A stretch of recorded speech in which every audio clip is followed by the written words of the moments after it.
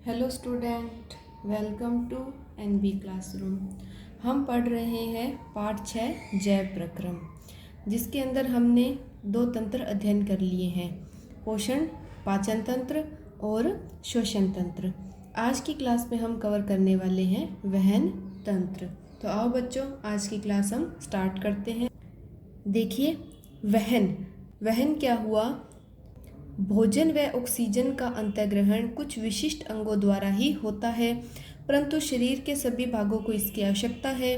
तो शरीर में भोजन व ऑक्सीजन को एक स्थान से दूसरे स्थान तक ले जाना ही वहन है। अब देखिए, सांस हम लेते हैं नाक से, ऑक्सीजन और कार्बन डाइऑक्साइड का परिवहन ये फेफड़ों के द्वारा हो जाता है, लेकिन हमें शरीर के हर भाग में ऑक्सीजन की आवश्यकता होती है। ऐसे ही भोजन है, तो हमने पेट के कुछ विशेष अंगों से भोजन को ग्रहण कर लिया, पाचन कर लिया, लेकिन हमें अपनी आंखों को भी स्वस्थ रखना है, हमें अपने सिर के एक बाल की लास्ट नोक को भी सुरक्षित रखना है। और पैर हैं तो बिल्कुल पैर के लास्ट नाखून वहाँ तक भी पोषण पहुँचना चाहिए। काम तो किया पेट ने, लेकिन शरीर के सारे भागों को इसकी जरूरत है। तो शरीर को यही भोजन एक स्थान से दूसरे स्थान तक ले जाना ही वहन सिस्टम है। जैसे हमारा ट्रांसपोर्ट का सिस्टम होता है, एक जगह से दूसरी जगह सामान को ट्रांसफर करना, वैसे ही हमारे शरीर में भी एक वहन सिस्टम कार्य करता है। मानव में वहन रुधिर, भोजन, ऑक्सीजन व अन्य अपशिष्ट पदार्थों का हमारे शरीर में वहन करता है। यानी हमारे शरीर में आवश्यक तत्वों को, अनावश्यक तत्वों को एक भाग से दूसरे भाग तक लेके जाना है। वह कार्य कौन करेगा? वह कार्य रुधिर करेगा। अतः इस रुधिर को शरीर के प्रत्येक भाग तक पहुंचाने के लिए एक पंपन तंत्र की आवश्यकता होती है, और वह तंत्र आप सब जानते हैं कौन है? हमारा हृदय। हृदय इन आवश्यक तत्वों को एक स्थान से दूसरे स्थान तक पंप करता है, मतलब प्रेशर से भेजता है। अब हम खड़े होते हैं तो भी हमारे शरीर में हार्ट है, वो ऊपर तक, सिर तक ऑक्सीजन पहुंचा देता है। तो ये बहुत ही एक सिस्टमेटिक ढंग है, और इस सिस्टम को मैनेज कौन करता है? हृदय करता है। ठीक है स्टूडेंट, अब हम पढ़ते हैं हमारा मानव हृदय तंत्र। देखिए स्टूडेंट, ये मानव हृदय का काट दृश्य है, यानी हृदय को इस प्रकार से काटा गया है, उसका काट चित्र दिखाया गया है। अब मेनली हृदय में देखिए 4 कमरे होते हैं। एक तरह से इसको लीजिए, ये एक बड़ा हॉल है, इसके अंदर 4 कमरे हैं। कौन कौन से? दायां आलिंद, दायां निलय। ठीक है, ऊपर का कोष्ठ दायां आलिंद, ये दायां निलय। इसी प्रकार बाईं तरफ बायां आलिंद और बायां निलय। ठीक है, 4 कमरे हो गए। अब इन 4 कमरों से 4 रास्ते भी निकलेंगे। देखिए, दायां आलिंद है, दायां आलिंद के ऊपरी भाग से निकलती है शरीर के ऊपरी भाग से महाशिरा, यानी ऊपर का भाग है हमारा, जैसे सिर हो गया, आँख हो गया, नाक हो गया, कान हो गया, वहाँ से जुड़ी रहती है ये दायां आलिंद की ऊपरी भाग की महाशिरा। दायां आलिंद का निचला भाग जुड़ा रहता है शरीर के निचले भाग से महाशिरा, यानी हार्ट के नीचे के भाग, जैसे पेट, पैर, ये सब आ गए, वहाँ से जुड़े रहती है ये दायां आलिंद के नीचे के भाग से। ठीक है, इस प्रकार से जुड़े रह गए। दायां निलय है, यहाँ से देखिए जा रही हैं फुफ्फुस धमनियाँ। ठीक है, यहाँ से जाती हैं फुफ्फुस धमनियाँ। अब आ जाते हैं हम बाएं आलिंद में। बाएं आलिंद और बाएं निलय, यहाँ से जा रही है फुफ्फुस शिराएं, और देखिए बाएं निलय में महाधमनी। ठीक है, अब हम इसकी संरचना को पढ़ेंगे और कार्यप्रणाली को पढ़ेंगे, तो हमें सारा सिस्टम समझ आ जाएगा कि ये शरीर के निचले भाग से क्यों जुड़ी हुई है, ये फुफ्फुस से क्यों जुड़ी हुई है। हमने जब श्वसन तंत्र पढ़ा था तब एक बात पढ़ी थी कि कुपिकाओं से रुधिरवाहिनियाँ जुड़ी रहती हैं। वो रुधिरवाहिनियाँ अशुद्ध रक्त को हृदय तक लाती हैं, शुद्ध रक्त को शरीर के भागों तक ले जाती हैं। अब यही सारा सिस्टम होगा कि किस साइड अशुद्ध रक्त आएगा, किस साइड शुद्ध रक्त जाएगा। अभी हम इसकी संरचना और कार्यप्रणाली पढ़ेंगे, तो आपको एक एक पॉइंट एकदम क्लियर हो जाएगा। तो अब हम इसकी संरचना पढ़ते हैं। देखिए, हृदय हमारी मुट्ठी के आकार का पेशीय भाग है। ठीक, इसका आकार बिल्कुल हमारे, देखिए एक मुट्ठी होती है, एक मुट्ठी के साइज का रहता है, जिसके 4 भाग होते हैं, बायां आलिंद, बायां निलय, दायां आलिंद, दायां निलय। देखिए, रुधिर ऑक्सीजन व कार्बन डाइऑक्साइड दोनों का वहन करता है ना। बिल्कुल ऑक्सीजन युक्त रुधिर होगा, जो श्वसन से इसे प्राप्त होगा, वो तो शरीर तक लेके जाएगा। कार्बन डाइऑक्साइड जो शरीर के भागों में अपशिष्ट वगैरह बन रहा है, उसको क्या करेगा? ये वापस फुफ्फुस तक लेकर आएगा। तो देखिए ऑक्सीजन प्रचुर रुधिर को कार्बन डाइऑक्साइड युक्त रुधिर से मिलने से रोकने हेतु यह कोष्ठों में बंटा होता है। ठीक है, इसलिए ये इस कोष्ठों में बंटा होता है कि ऑक्सीजन और कार्बन डाइऑक्साइड वाला मिक्स नहीं हो जाए। कार्बन डाइऑक्साइड युक्त रुधिर को कार्बन डाइऑक्साइड छोड़ने फुफ्फुस में जाना होता है और फुफ्फुस से वापस ऑक्सीजन युक्त रुधिर को हृदय में लाना होता है, जहाँ से इसे शरीर के विभिन्न हिस्सों में पंप किया जाता है। इस लाइन का मतलब समझिए कि जिस रुधिर में CO2 होगी वो अशुद्ध होगा। ठीक है, CO2 को हमें बाहर छोड़ना है तो वो कहाँ पे जाना पड़ेगा, हमें फुफ्फुस में जाना पड़ेगा। श्वसन लिया, ऑक्सीजन प्राप्त हुई, वो हमें कहाँ जाना पड़ेगा, शरीर के विभिन्न भागों में। श्वसन से तो जाएगा नहीं, वो हार्ट तक आएगा और हार्ट आपको पता है इस प्रकार से पंप करता है। पंप करने से क्या होता है, वो रुधिर सारा का सारा अपनी बॉडी के अलग अलग हिस्सों में ट्रांसफ़र हो जाता है। ठीक है स्टूडेंट, इसे नोट करें, डायग्राम नोट करें। अब हम इसकी कार्यप्रणाली को पढ़ते हैं। अब स्टूडेंट्स हम पढ़ते हैं कार्य प्रणाली। देखिए मेन 4 भाग हैं, 2 अलिंद और 2 निलय। ठीक है, इस प्रकार से तो मेन काम सारे जो करते हैं वो ये अलिंद और निलय ही करते हैं। ठीक है, अब देखिए सबसे पहले हम पढ़ते हैं बाया अलिंद। बाया अलिंद का क्या सिस्टम रहता है कि ऑक्सीजन प्रचुर रुधिर फुफ्फुस से हृदय के बाएं कोष्ठ बाया अलिंद में आता है, जिसे फुफ्फुसीय शिराएं लाती है। अब देखिए इस डायग्राम देखिए तीर बने हुए हैं। देखिए इन, यहाँ से रुधिर आएगा, देखिए आउट, यहाँ से रुधिर जाएगा। ऐसे फुफ्फुसीय शिराएं इन और ये बाया निलय आउट। ठीक है, इस प्रकार से। अब बाया अलिंद है, बाएं अलिंद में फुफ्फुस से शिराएं आ रही है। ठीक है, फुफ्फुस से शिराएं आ रही हैं तो आपको पता है शुद्ध रक्त लाएंगी, है ना, ऑक्सीजन वाला।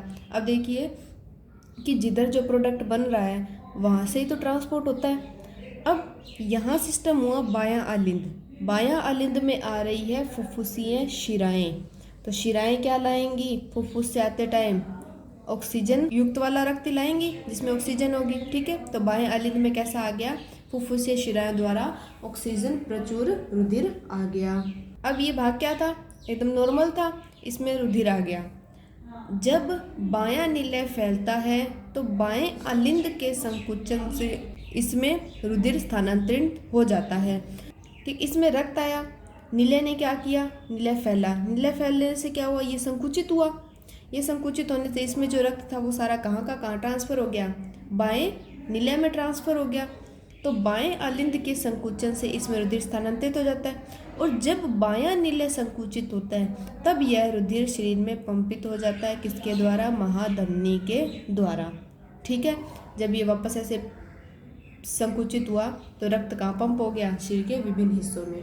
ठीक है, अब आपको पता लग गया होगा कि जो हमारा बायां भाग है वहाँ पर कौन सा प्योर रक्त रहता है, बायां अलिंद बायां निलय, यहाँ पे कौन सा रक्त बहेगा, शुद्ध रक्त बहेगा।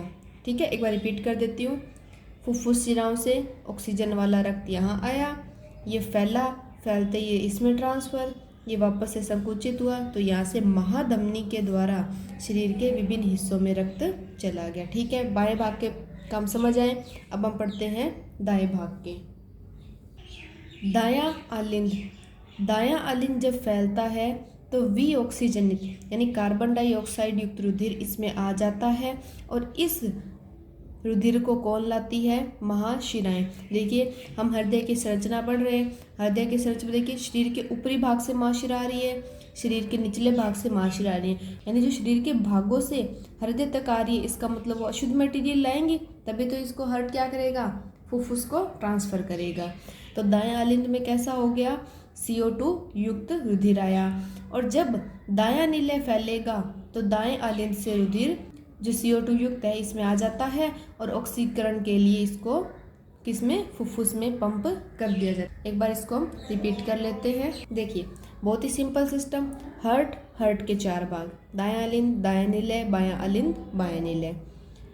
फुफ्फुस से शिराएं आई, ऑक्सीजन वाला रक्त लाई, कहाँ ट्रांसफ़र हो गया, निलय में, निलय ने पंप किया तो शरीर के विभिन्न भागों तक पहुंच गया।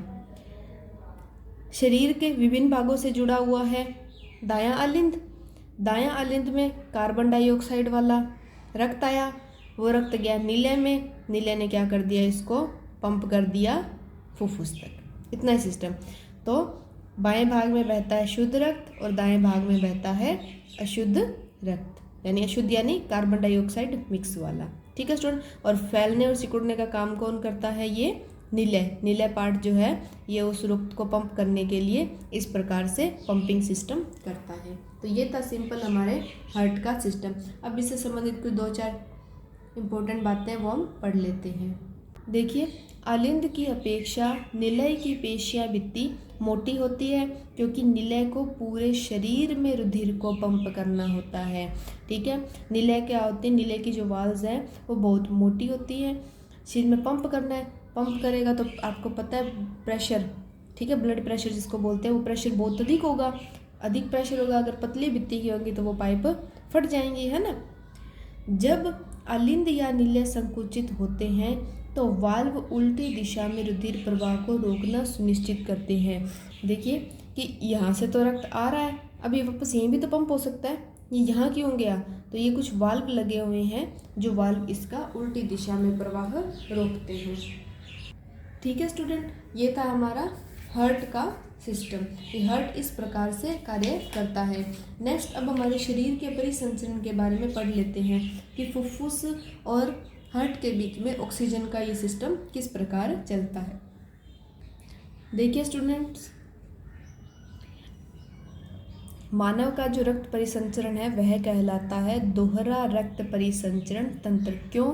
क्योंकि रक्त एक चक्र में 2 बार हृदय से गुजरता है। यही सिस्टम दोहरा रक्त परिसंचरण कहलाता है। और इस प्रकार का परिसंचरण किसमें पाया जाता है? मानव में। यानी 2 बार हुआ ना, आलिंद में आया, बाएं आलिंद में आया, निलय में गया, फिर इस प्रकार से ट्रांसफर हुआ और कार्बन डाइऑक्साइड युक्त रुधिर हार्ट में आया। तो ये एक ही चक्र में 2 बार हार्ट का प्रोसेस यहाँ पर रहता है। ठीक है स्टूडेंट। अब मानव शरीर में ऑक्सीजन व कार्बन डाइऑक्साइड के परिवहन व विनिमय का व्यवस्थात्मक निरूपण हमने भी हार्ट के डायग्राम से पढ़ा था, किस प्रकार का सिस्टम रहता है। ये एक प्रतीक रूप में दिखाया गया, इसको हम थोड़ा सा देख लेते हैं। देखिए, ये बाएं भाग को निरूपित करता है, ये दाएं भाग को।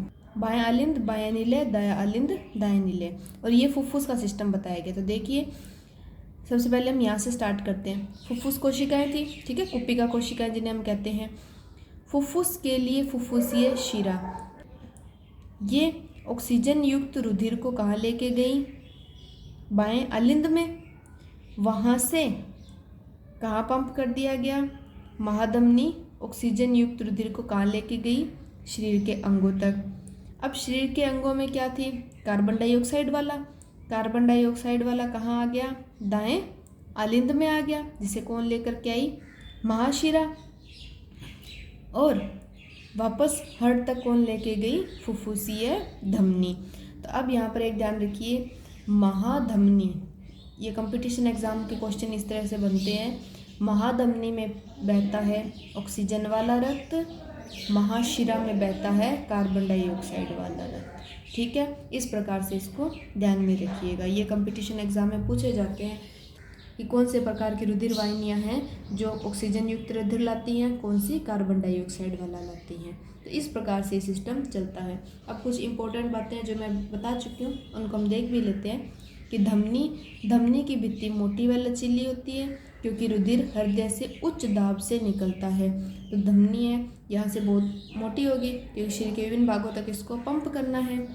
शिराएं, इनमें रुधिर दाब कम होता है, इसलिए मोटी भित्ति की आवश्यकता नहीं है। इनमें रुधिर को एक दिशा में प्रवाहित करने हेतु वाल्व लगे होते हैं, ताकि रुधिर है अब जैसे ये शरीर के विभिन्न भागों से आ रहा है तो वापस उल्टा पंप नहीं हो जाए, उल्टा नहीं चला जाए, तो इसके लिए इसमें वाल्व लगे होते हैं। रुधिर के कुछ पदार्थ हैं। प्लाज्मा, कि रुधिर में एक तरल पदार्थ होता है जिसे प्लाज्मा कहते हैं। इसमें कोशिकाएं निलंबित रहती है। प्लाज्मा भोजन, कार्बन डाइऑक्साइड व नाइट्रोजनी अपशिष्टों का विलीन रूप में वहन करता है। तो प्लाज्मा ने किसका वहन किया? भोजन का, कार्बन डाइऑक्साइड का, और जो अपशिष्ट पदार्थ है उनका वहन किया। ठीक है, छोटी छोटी बातें हम इनको अब पढ़ रहे हैं। नेक्स्ट आती है प्लेटलेट्स। ये रक्त स्राव के स्थान पर थक्का बनाकर रक्त के रिसाव को अवरुद्ध करती हैं, ताकि रक्त शरीर से ना बहे। जैसे में डेंगू मलेरिया कई बार हो जाता है तो ये प्लेटलेट्स काउंट कम हो जाते हैं। शरीर की प्रतिरक्षा प्रणाली कमज़ोर हो जाती है। तो इस प्रतिरक्षा प्रणाली को संतुलित कौन करती है? ये प्लेटलेट्स। और हमारे शरीर में जैसे घाव भी हो जाता है, कट लग जाता है, तो वहाँ पर आपने देखा होगा एक येलो येलो सा रिसाव होता है, येलो येलो सा एक पदार्थ निकलता है, वो जम जाता है, फिर ब्लड वहाँ से छोटा सा घाव लगता है, तो ये सिस्टम होता है। खरोंच लग जाती है तब भी वहाँ पर एक येलो कलर का सा पदार्थ निकलता है जो जम करके रक्त के रिसाव को रोकता है। तो उसके लिए क्या जरूरी है? प्लेटलेट्स। और प्लेटलेट्स काउंट बढ़ाने के लिए हमें इन खाद्य पदार्थों का सेवन करने से कीवी हो गए जो प्लेटलेट्स काउंट बढ़ाने में बहुत हमारी मदद करते हैं। ठीक है स्टूडेंट्स। नेक्स्ट आता है, ये काफ़ी अच्छा पॉइंट है, लसिका या तरल उत्तक। यह रंगहीन द्रव है जो वहन में सहायक है। इसमें अल्प मात्रा में प्रोटीन होते हैं।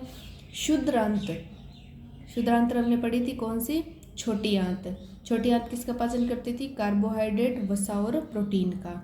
तो शुद्रांत द्वारा अवशोषित वसा का वहन लसिका द्वारा ही होता है। ध्यान रखिए, शुद्रांत में जो 3 चीज़ें थी हमने पढ़ी थी, कार्बोहाइड्रेट, वसा, प्रोटीन।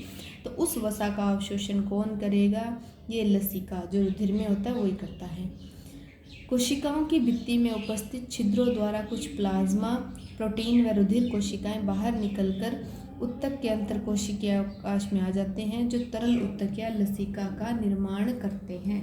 ये एक तरह से प्लाज्मा की तरह ही है। जो हमने केशिकाएं पढ़ी थी, रुधिर वाहिनियाँ पढ़ी हैं, उनकी भित्ति में छोटे छोटे छिद्र होते हैं जहाँ से क्या होता है, थोड़ा सा प्लाज्मा निकल गया, कुछ प्रोटीन निकल गया, वो मिलकर के किसका निर्माण करते हैं?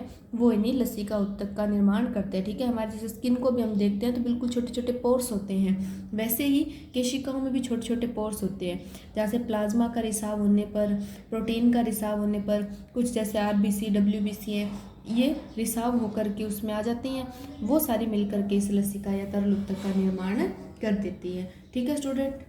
तो ये था मानव के अंदर वहन सिस्टम। हमने हार्ट पढ़ा, हार्ट की कार्य प्रणाली, रुधिर है, रुधिर के विभिन्न भागों का अध्ययन किया और साथ में ये भी जाना कि किस प्रकार से श्वसन तंत्र हृदय तंत्र के साथ में जुड़ा हुआ है। अब हम एक बार पढ़ लेते हैं पादपों में वहन। नेक्स्ट स्टूडेंट, हम पढ़ते हैं पादपों में परिवहन। पादप कार्बन डाइऑक्साइड लेते हैं, प्रकाश संश्लेषण करते हैं, ऑक्सीजन का त्याग करते हैं। अब पौधे ने श्वसन तो सिस्टम कर लिया, ठीक, प्रकाश संश्लेषण क्रिया करते हैं। अब पौधे ने प्रकाश संश्लेषण से अपना भोजन तो बना लिया, ये भोजन पत्तियों तक, जड़ों तक कैसे पहुंचेगा? तो वही इनमें भी क्या होगा? परिवहन सिस्टम। तो देख लेते हैं कि पादप कार्बन डाइऑक्साइड जैसे सरल यौगिक लेते हैं और प्रकाश संश्लेषण द्वारा ऊर्जा का भंडारण क्लोरोफिल युक्त अंग पत्तियों में करते हैं। ठीक है, प्रकाश संश्लेषण की क्रिया होगी, उससे भोजन बन जाएगा, वो भोजन पत्तियों में संग्रहित हो जाएगा। पादप मृदा से नाइट्रोजन, फास्फोरस व अन्य खनिज लवणों को जड़ों द्वारा प्राप्त करते हैं, है ना, अलग अलग भागों से प्राप्त कर दिया। पत्तियों ने भोजन बना लिया, जड़ों ने आवश्यक पदार्थ ले लिए। अब ये शरीर के विभिन्न भागों तक कैसे पहुंचाना है? तो इसके 2 सिस्टम होते हैं जो हमने नॉर्मली सुन रखे होंगे, जाइलम और फ्लोएम। जाइलम याद रखिए, जल, यानी जो जल और अन्य खनिज लवणों का परिवहन करेंगे तो वो कौन से उत्तक हो जाएंगे? जाइलम उत्तक। फ्लोएम, फल, फल यानी खाने का सिस्टम, तो खाने का सिस्टम कौन से उत्तक कर देंगे? फ्लोएम उत्तक, जो खाद्य पदार्थों को एक भाग से दूसरे भाग तक ले जाएंगे। अब ये सिस्टम काम कैसे करते हैं, उत्तक काम कैसे करते हैं, तो उसे हम पढ़ते हैं। जल का परिवहन किसके द्वारा होगा? जाइलम उत्तकों द्वारा होगा। जाइलम उत्तकों में जड़ों, तनों व पत्तियों की वाहिनिकाएं व वाहिकाएं आपस में जुड़कर जल संवहन वाहिकाओं का एक सतत जाल बनाती है जो पादप के सभी भागों से जुड़ी है। यानी जाइलम उत्तक है, ये बहुत ही सूक्ष्म नलिकाएं टाइप की होती हैं। ये नलिकाएं पादप के हर भाग से जुड़ी रहती हैं। जड़ की कोशिकाएं मृदा संपर्क में होने से सक्रिय रूप से आयन प्राप्त करती हैं। इस प्रक्रिया से जड़ व मृदा के मध्य आयन सांद्रण में उत्पन्न होता है, जिसे समाप्त करने के लिए मृदा से जल जड़ में प्रवेश कर जाता है। जल प्रवेश करते ही इसके अंदर जो जाइलम है, ये जल स्तंभ का निर्माण करते हैं जो ऊपर की ओर धकेला जाता है। अभी हम नेक्स्ट क्लास में एक चीज़ कवर करते हैं जिसे कहा जाता है केशिकात्व।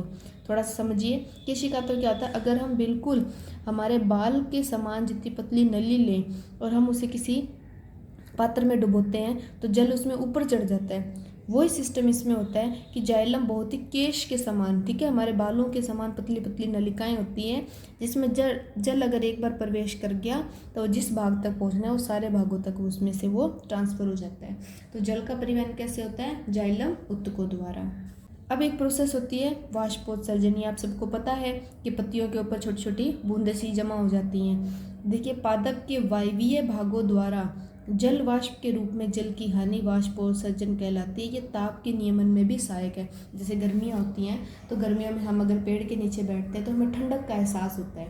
तो वो किस कारण होता है? वो इस वजह से ही होता है कि पादप के ऊपर हमें पत्तियों के ऊपर छोटे छोटे रंध्र पाए जाते हैं। उन रंध्रों से हमने पहले भी पढ़ा था जल की हानि होती है।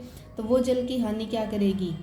वाष्पोत्सर्जन प्रक्रिया को परिभाषित करेगी। जल था, हवा लगी तो बिल्कुल ठंडक सी उत्पन्न होगी। तो ये ताप का नियम यानी टेम्परेचर कंट्रोल में भी सहायता करता है। ठीक है स्टूडेंट, तो ये था जाइलम उत्तकों द्वारा जल का परिवहन। अब हम पढ़ते हैं खाद्य पदार्थों का या भोज्य पदार्थों का वहन। नेक्स्ट स्टूडेंट हम पढ़ते हैं पादपों में भोजन व दूसरे पदार्थों का स्थानांतरण। यह किसके द्वारा होता है? फ्लोएम उत्तकों द्वारा। देखिए, पादपों में जल और भोजन दोनों का स्थानांतरण का सिस्टम एक ही है। ये छोटी छोटी नलियों के द्वारा और प्रेशर के द्वारा स्थानांतरित होते हैं। तो देखिए, प्रकाश संश्लेषण क्रिया के परिणाम स्वरूप बने उत्पाद का संवहन फ्लोएम उत्तक करते हैं। फ्लोएम इसके अलावा अमीनो अम्ल व अन्य पदार्थों का भी संवहन करते हैं। जब फ्लोएम उत्तक में परासरण से दाब बढ़ता है तो जल इसमें प्रवेश करता है और यह दाब पदार्थों को फ्लोएम के उस उत्तक तक ले जाता है जहां दाब की कमी होती है। यानी सिस्टम कौन सा काम किया? प्रेशर वाला। जब भोजन बनेगा, प्रेशर अधिक होगा तो वो कहाँ ट्रांसफ़र कर देगा? जहां प्रेशर उस पादप में कम होता है। तो यह फ्लोएम को पादप आवश्यकता अनुसार पदार्थों का स्थानांतरण करता है। ठीक है, जिस भाग में जिस चीज़ की आवश्यकता होगी वहाँ ये फ्लोएम इसको ट्रांसफ़र कर देगा। अब एक चीज़ और ध्यान रखिए, यहाँ पर जो सुक्रोज जैसा पदार्थ है ये फ्लोएम में एटीपी से प्राप्त ऊर्जा, यानी एटीपी हमने पढ़ा था ऊर्जा की एक इकाई है, तो एटीपी से जो ऊर्जा प्राप्त होगी तभी ये सुक्रोज का स्थानांतरण होगा। जैसे हम कुछ विशेष ऋतुएं देखते हैं, जैसे वसंत ऋतु है, उसमें पादप की वृद्धि बहुत अधिक होती है, बारिश का सब मौसम होता है, तब क्या होगा कि पादप की आवश्यकता बढ़ जाएंगी, है ना, ग्रोथ अधिक करेगा तो ये फ्लोएम है वो आवश्यकता अनुसार पदार्थों का शर्करा का स्थानांतरण कर देता है। ओके स्टूडेंट, तो आज की क्लास में हमने पढ़ा वहन तंत्र, हमने पादपों में वहन पढ़ा और मानव के अंदर वहन पढ़ा। तो ये कहाँ से जुड़ा हुआ था? श्वसन तंत्र से। ठीक है, श्वसन के द्वारा जो ऑक्सीजन थी वो वहन के द्वारा शरीर के विभिन्न भागों में पहुँच गई। अब इस प्रक्रिया में कुछ अपशिष्ट बने, तब हम आगे क्या पढ़ेंगे? उत्सर्जन तंत्र। ओके स्टूडेंट, तो आज की क्लास में बस इतना ही। नेक्स्ट हम पढ़ेंगे उत्सर्जन तंत्र और साथ ही कवर करेंगे इसके अभ्यास प्रश्न। तो मिलते हैं स्टूडेंट नेक्स्ट क्लास में। Thank you for watching.